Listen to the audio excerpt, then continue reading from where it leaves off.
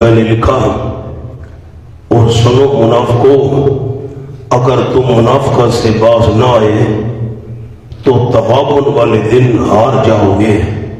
تغابن کہتے ہیں ہار اور جیت کو۔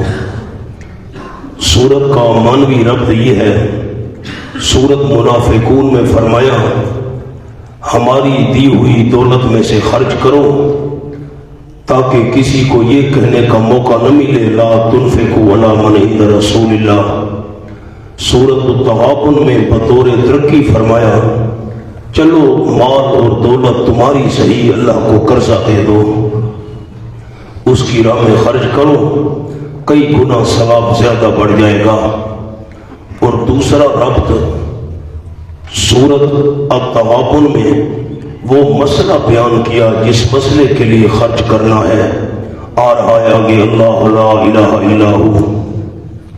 سورت کا خلاصہ یہ ہے مسئلہ توحید کو دہرایا جائے گا، دلیل عقلی آئے گی، تخویف اخروی دنیاوی اور انفاق کا بیان آئے گا علی سبیل ترقی۔ ساتھ ساتھ انشاءاللہ یہ باتیں عرض کرتا ہوں گا۔ سورت کے امتیازات، یوم التغابن کا ذکر، تمہاری کچھ اولادیں اور کچھ بیویاں تمہاری دشمن ہیں، یہ تذکرہ اس صورت میں ہے۔ مقاصد اربع سے مراد ہے قرآن مجید کے مقصودی مسئلے چار ہیں۔ نمبر 1 توحید، نمبر 2 صداقت رسول، نمبر 3 صداقت قرآن اور نمبر 4 آخرت۔ یہ چاروں باتیں اس صورت میں آ رہی ہیں۔ صورت آسان ہے، جو انشاءاللہ مشکل ہوگی اللہ کی توفیق سے اس کو حل کریں گے۔ بسم اللہ الرحمن الرحیم۔ یسبح للہ ما فی السماوات و ما فی الارض۔ یسبح پر قالن یا حالن، اللہ کی تسبیح بیان کرتی ہے وہ تمام کی تمام مخلوق جو آسمانوں میں ہے اور جو زمین میں ہے۔ یا تو زبان سے کہتے ہیں اللہ تیرا کوئی شریک نہیں، یا ان کی حالت بتا رہی ہے کہ اللہ کو وحدہ لا شریک ہر مخلوق مانتی ہے، اس کو شریکوں سے پاک سمجھو۔ دعوی توحید کو دہرایا، جو مقصود اصلی ہے اس سے غفلت نہیں کرنی، انفاق اسی دعوے کے لیے ہے۔ لہ الملک، اللہ ہی کے لیے بادشاہی ہے، اس پر لکھ لیں بیان تصرف۔ وَلَهُ الْحَمْدُ، اسی ہی کے لیے ہیں تعریفیں۔ ما فوق الاسباب وَهُوَ عَلَى كُلِّ شَيْءٍ قدیر، اور واللہ ہر ایک چیز پر پوری قدرت رکھنے والا ہے۔ هُوَ الَّذِي خَلَقَكُمْ، وہ اللہ وہ ہے جس نے تم کو پیدا کیا۔ یہ عقلی دلیل آ گئی، پیدا تو اللہ نے کیا، اب مناسب تو یہ نہیں ہے کہ بندہ عبادت کسی اور کی کرے۔ اس نعمت کا تقاضا یہ تھا کہ اللہ ہی کو بندہ الہ مانتا اور کسی کو الہ نہ مانتا۔ وہ اللہ کریم وہ ہے جس نے تم کو پیدا کیا، یہ دلیل عقلی ہے لیکن انفسی ہے۔ انسان کے جسم اور انسان کے اعضاء کا ذکر ہو تو اس کو انفسی دلیل کہتے ہیں، اور اگر انسانی جسم کے علاوہ چیزیں ہوں اس کو دلیل عقلی آفاقی کہتے ہیں۔ اس کے باوجود فَمِنْكُمْ كَافِرٌ وَمِنْكُمْ مُؤْمِنٌ، پس کچھ تم میں سے کافر ہیں اور کچھ تم میں سے مومن ہیں۔ کافر کو مقدم کیوں کیا، اس کا جملہ سامنے لکھ لیں، کیونکہ کافر زیادہ تھے اور آج تک زیادہ ہیں۔ کافر زیادہ تھے اور آج تک زیادہ ہیں، اس لیے کافر کو مقدم کیا۔ اب علم کا بیان آ گیا، واللہ بما تعملون بصیر، اللہ کریم جو تم عمل کر رہے ہو دیکھنے والا ہے۔ کفریہ کرتے ہو یا ایمانیہ اعمال کرتے ہو، یہ خاصہ علمیہ ہو گیا اللہ کا۔ خلق السماوات والارض، اب یہ عقلی دلیل ہے لیکن آفاقی ہے۔ پیدا کی اللہ نے آسمانوں کو اور زمین کو بالحق لإظہار الحق، با بمعنی لام ہے، حق ظاہر کرنے کے لیے، کسی کی ذات اور شخصیت کے لیے نہیں۔ وَصَوَّرَكُمْ، اور صورتیں دی اللہ کریم نے تم کو، اس پر لفظ لکھ لیں ایجاد صورت۔ فَأَحْسَنَ صَوَرَكُمْ، بس اچھی بنائی صورتیں تمہاری۔ وَإِلَيْهِ الْمَصِيرُ۔ اب یہ معاد کا ذکر آ گیا، دوبارہ لوٹ کر جانا بھی اللہ کی طرف ہے اور اللہ ہی کی طرف لوٹنا ہے، اس لیے توحید کو نہ چھوڑو اور مان لو اللہ لا الہ الا ہو۔ یعلم ما فی السماوات والارض، بیان علم، اللہ کریم جانتا ہے جو کچھ آسمانوں میں ہے اور زمین میں ہے۔ وَيَعْلَمُ مَا تُسِرُّونَ وَمَا تُعْلِنُونَ، اور اللہ جانتا ہے جو تم چھپاتے ہو اور جو تم ظاہر کرتے ہو۔ وَاللَّهُ عَلِيمٌ بِذَاتِ الصُّدُورِ، آسمان و زمین کی کیا بات ہے، تمہارے چھپانے اور ظاہر کرنے کی کیا بات ہے، اللہ جاننے والا ہے سینوں تک کے حالات کو۔ اب خلاصہ کیا نکلا، سب کچھ کرنے والا اور سب کچھ جاننے والا صرف اللہ، تو اللہ لا الہ الا ہو۔ الم یاتکم نبأ الذین، سورت آسان ہے کوئی مشکل نہیں۔ فآمن الم یاتکم نبأ الذین کفروا، تخویف دنیاوی، شرک نہ کرو ورنہ ایسے انجام ہوگا جیسے پچھلی قوموں کا انجام ہوا، دنیا کا ڈراوا۔ کیا نہیں آئی تمہارے پاس خبر ان لوگوں کی جنہوں نے کفر کیا تھا، مسئلہ توحید کا انکار کیا تھا، من قبل، اس سے پہلے۔ فذاقوا وبال امرہم، یہ ثمرہ دنیاوی ہے، دنیا کا نتیجہ۔ چکھا ان لوگوں نے وبال اپنے معاملے کا، امرہم کے نیچے کفر اور شرک لکھ لیں، اپنے کفر اور شرک والے معاملے کا وبال چکھا۔ وَلَهُمْ عَذَابٌ أَلِيمٌ، یہ ثمرہ اخروی ہے اور ان کے لیے عذاب ہوگا دردناک آخرت میں۔ ذالک کا جو اشارہ ہے یہ عذاب دنیاوی اور اخروی کی طرف ہے۔ یہ دنیاوی عذاب اور اخروی عذاب بے انہو، اس وجہ سے، با سببیہ ہے، اس وجہ سے، بے انہو کانت آتیہم رسلہم بالبینات، یہ دنیاوی اور اخروی عذاب اس وجہ سے کہ یقیناً شان یہ ہے، کانت آتیہم رسلہم، آئے تھے ان کے پاس ان کے رسول واضح دلائل کے ساتھ۔ فقالوا، پس انہوں نے کہا، ابشر یہدوننا، کیا بشر رہنمائی کرے گا ہماری، بشر ہماری رہنمائی کریں گے، یہ کیسے ہو سکتا ہے؟ فکفروا، پس انکار کر دیا انہوں نے۔ اب یہ معنی نہیں کرنا ابشر یہدوننا، کیا بشر ہماری رہنمائی کریں گے، فکفروا، وہ نبیوں کو بشر کہنے کی وجہ سے کافر ہو گئے۔ اب غور کریں ذرا معنی پر، غالی حضرات کیا معنی کرتے ہیں، فکفروا، پس وہ کافر بن گئے نبیوں کو بشر کہنے کی وجہ سے، جو انبیاء کو بشر کہے وہ کافر ہوتا ہے۔ ہاں یہ تو تحریف ہے قرآن پاک کی۔ فقالوا ابشر یہدوننا، بس انہوں نے کہا کیا بشر رہنمائی کریں ہماری، فکفروا، بس انکار کر دیا انہوں نے، ہم نہیں مانتے، بشر کیسے نبی بن سکتا ہے، بشر کیسے نبی بن سکتا ہے۔ فکفروا کے نیچے لفظ لکھیں، ثمرہ انکار بشریت، ثمرہ انکار بشریت، نبی بشر کیسے بن سکتا ہے، بشر نبی کیسے بن سکتا ہے، ہم نہیں مانتے۔ وَتَوَلَّوْا، اور منہ موڑ لیا انہوں نے، یہ دوسرا سبب ہے۔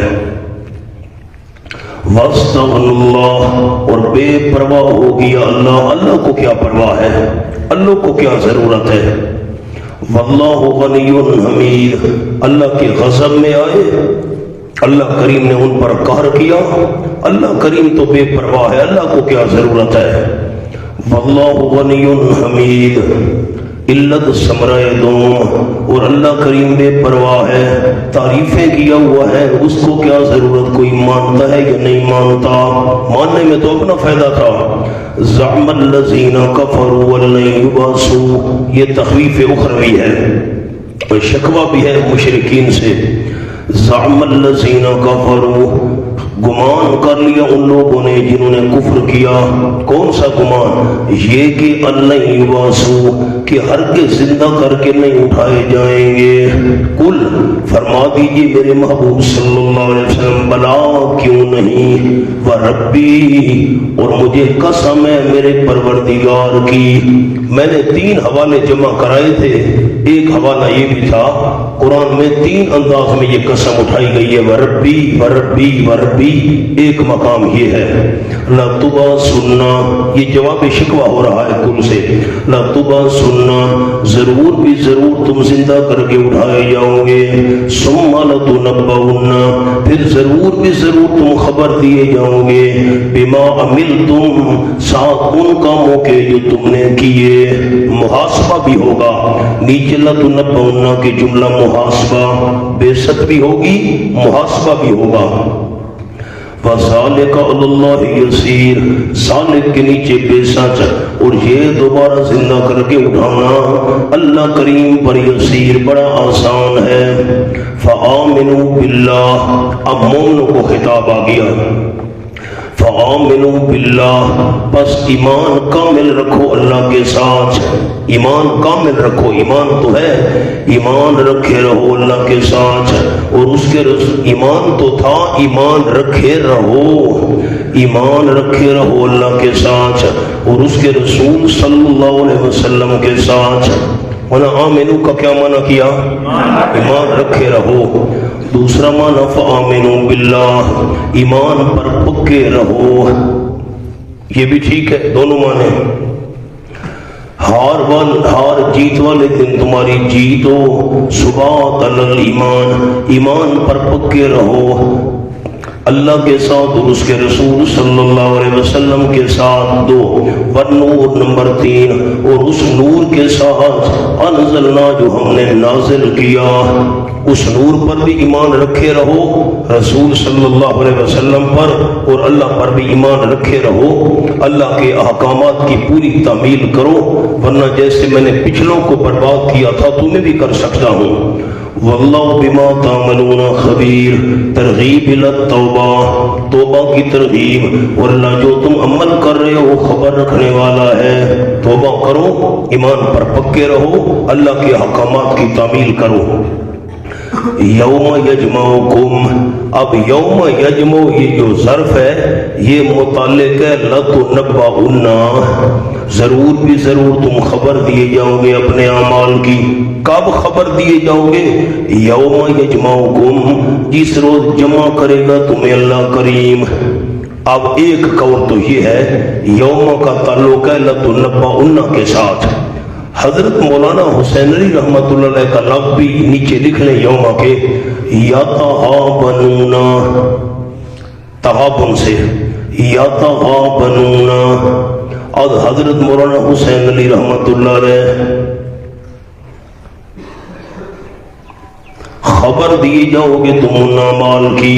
یوم اس سے متعلق ہے ایک معنی، دوسرا معنی یتغابنون، یہ مقدر ہے یہاں پر، یوم یجمعکم، ہار جاؤ گے، وہ ہار جائیں گے کس روز؟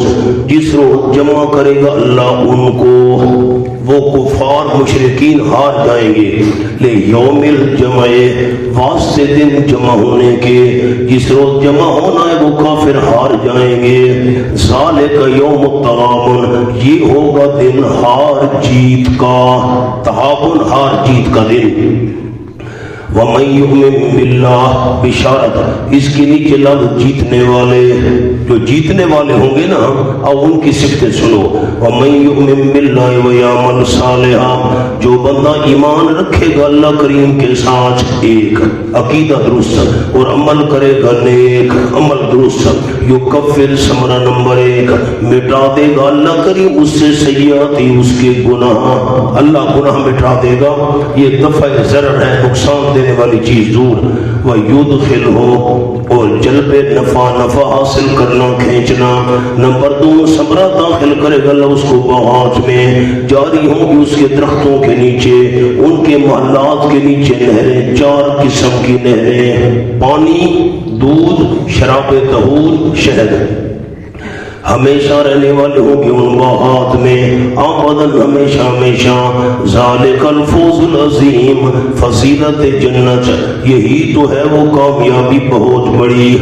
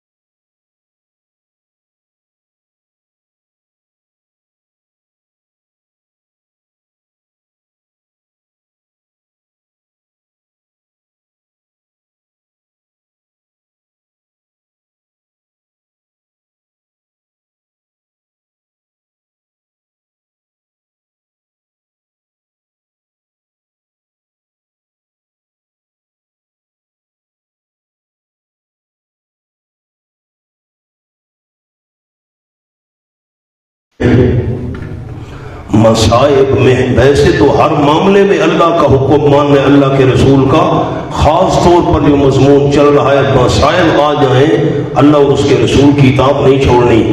فَإِن تَوَلَّيْتُمْ، پس اگر تم منہ موڑ لو، اس کے نیچے لکھیں از اطاعت، اگر تم اطاعت سے منہ موڑ لو، اوپر لفظ لکھنے بالکل آیت کے اوپر، تو نبی صلی اللہ علیہ وسلم کا ضرر نہیں، یہ جزا مقدر ہے، تو نبی صلی اللہ علیہ وسلم کا ضرر نہیں، نبی کو کیا نقصان۔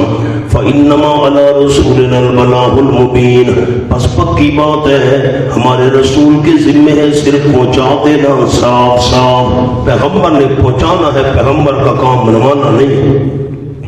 اللہ لا الہ الا ہو، یہ اللہ لا الہ الا ہو، اللہ کریم نہیں کوئی الہ مگر صرف وہی اللہ، اس اللہ کے بغیر کوئی الہ نہیں۔ اب مولانا اس کا ربط کیا ہے مقابل اور معباد کے ساتھ؟ پیچھے ذکر چل رہا تھا مصائب کا، اللہ رسول کی اطاعت کرو، منہ موڑ لو، پیغمبر کے ذمہ پہنچا دینا ہے۔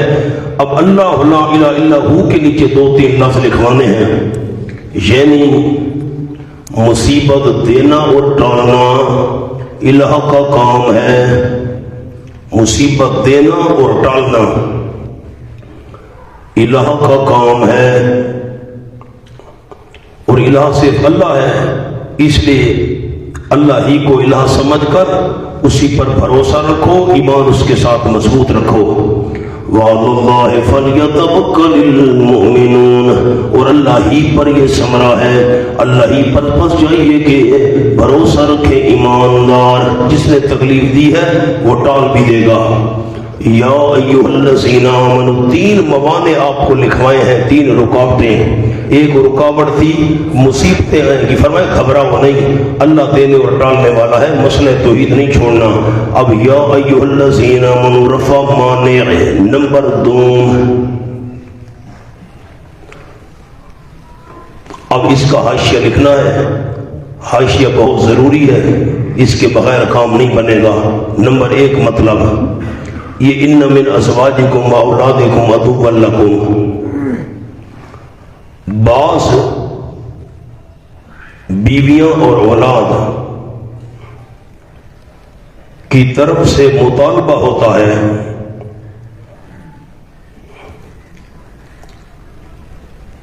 جسے پورا کرنے کے لیے انسان کو گناہ کرنا پڑتا ہے۔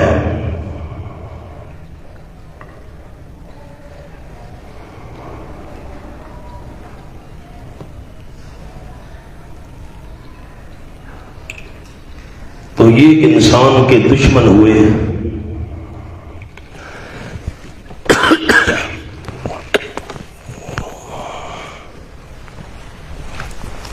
دوسرا مطلب، بعض دفعہ یہ دشمنی کا سبب بن جاتے ہیں۔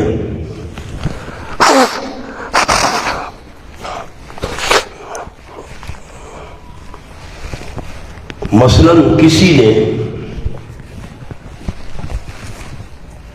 تمہارے اہل و عیال کو نامناسب الفاظ کہے تو اس سے لڑائی شروع نہ کر دو،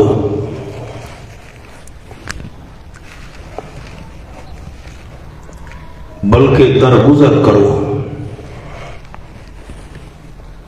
آج حضرت مولانا حسین علی رحمۃ اللہ علیہ، آج حضرت لکھنے رحمۃ اللہ علیہ،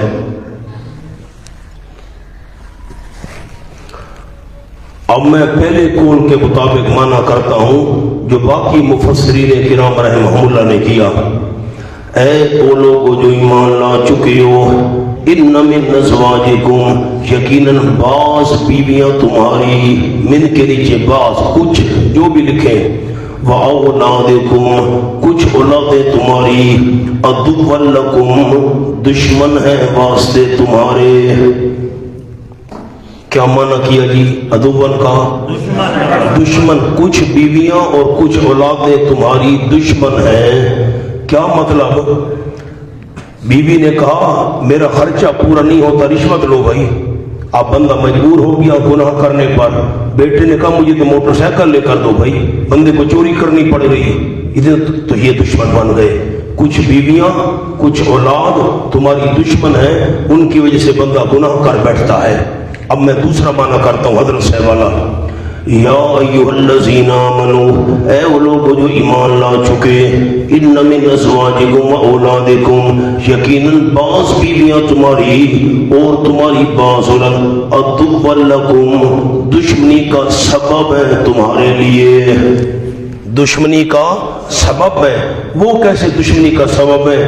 کسی نے تمہارے بیٹے کو مارا، کسی نے تمہاری بیوی کو گالی دے دی، تم نے لڑائی شروع کر دی، تو اس دشمنی کا سبب تمہاری اولاد بنی، اس دشمنی کا سبب تمہاری بیوی بنی۔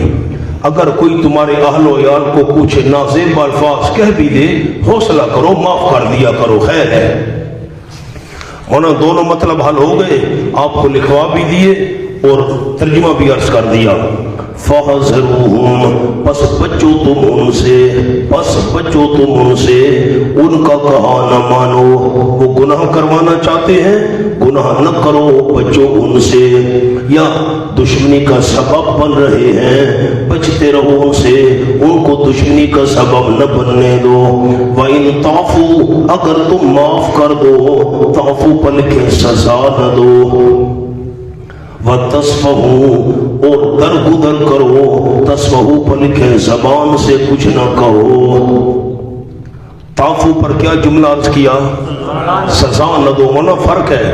اور تصفحوا پر کیا جملہ عرض کیا؟ زبان سے کچھ نہ کہو۔ وَتَغْفِرُوا، اور بخش دو، اوپر لکھے دل سے۔ جس نے تمہارے اہل و عیال کو گالی دی ہے مثلاً، تم ایک تو اس کو سزا نہ دو، کچھ نہ کہو، زبان سے بھی کچھ نہ کہو، اور دل سے بھی بخش دو۔ فَإِنَّ اللَّهَ غَفُورٌ رَحِيمٌ، اب تینوں کے الگ الگ مطلب عرض کر دیے۔ فَإِنَّ اللَّهَ غَفُورٌ رَحِيمٌ، یقیناً اللہ کریم بخشنے والا ہے، تمہارے گناہوں کو رحم کرنے والا ہے تمہارے حال پر۔ اب تیسرا آپ کو معنی لکھوایا ہے مال، اب اس کا ذکر آ گیا، رفع معنی نمبر 3۔ انما اموالکم و اولادکم فتنہ، پکی بات ہے تمہارے مال اور تمہاری اولاد فتنۃ، آزمائش ہے، یہ امتحان ہے۔ واللہ عندہ اجر عظیم، اور اللہ کریم اس کے پاس ہے اجر بہت بڑا۔ فاتقوا اللہ ما استطعتم، فاتقوا اللہ، یہ باتیں سن کر پس ڈرو اللہ کریم سے، مستطعتم، جتنی تم طاقت رکھتے ہو اتنا تو ڈرو تم۔ واسمعوا، اور سنا کرو ضرور، واطیعوا، اور کہا مانا کرو۔ اب فاتقوا اللہ کے نیچے لکھ لیں عقیدہ، اطیعوا کے نیچے عمل، اپنے عقیدے کی بھی اصلاح کرو، اللہ کریم سے ڈرتے رہو، اور اطیعوا کہا مانو، عمل بھی درست رکھو۔ اب وانفقوا کے نیچے مال، اب یہ قوت مالیہ کا بیان آ گیا۔ عمل میں سے ایک بہت بڑا عمل وانفقوا، خرچ کرتے رہو، خیر لانفسکم، عبارتی یکون خیران، عبارتی یکون خیران، خرچ کرو، یکن خیر لکم، ہوگا بہت بہتر واسطے تمہاری جانوں کے، یہ بات بہت بہتر ہوگی خرچ کرنا۔ وَمَن یُوقَ شُحَّ نَفْسِهِ فَأُولَٰئِکَ هُمُ الْمُفْلِحُونَ، اور جو بندہ بچا لیا گیا بخل اپنے نفس سے، نفس کے بخل سے بچا لیا گیا، تو یہی لوگ ہیں کامیاب ہونے والے۔ من یوقع شح نفسہ کے نیچے لکھنا ہے، خرچ وہ کرے گا جو لالچی نہیں ہوگا، خرچ وہ کرے گا جو لالچی نہیں ہوگا۔ میں نے آپ کو حاشیہ بھی اس شح کا لکھوایا تھا عربی زبان کے اندر، یہ ایک بری صفت ہے، پھر اس سے بخل پیدا ہوتا ہے، انسان خرچ کرنے سے رک جاتا ہے۔ ان تقرض اللہ قرضا حسنا، انفاق کا بیان، اگر قرضہ دو تم اللہ کریم کو قرضہ دینا، حسنا اخلاص کے ساتھ، اخلاص کے ساتھ قرضہ دو اچھے طریقے سے، یہ انفاق کی شرط ہے۔ یضاعفہ لکم ثمرہ دنیاوی، بڑھاتا جائے گا اللہ کریم اس کو تمہارے لیے، اللہ دنیا میں بھی زیادہ دے گا۔ وَيَغْفِرْ لَكُمْ ثَمَرَ أُخْرَوِي، اور بخشش فرما دے گا وہاں سے تمہارے، اور اللہ کریم شکور قدردان ہے، حلیم بڑا حوصلے والا ہے، جلدی گناہ پر نہیں پکڑتا، عالم الغیب والشہادہ، جاننے والا غیب کو اور حاضر کو۔ مولانا اس کے نیچے لکھیں علت حسنن کی، یہ جو قرضن حسنن تھا، حسنن کی علت، کیوں اخلاص کے ساتھ قرضہ دو، اللہ جانتا ہے غیب کو بھی حاضر کو بھی، اس کو پتہ ہے تمہارے دل میں نیت کیا ہے، زبردست ہے، حکمتوں کا بادشاہ ہے، حکمتوں کا مالک ہے۔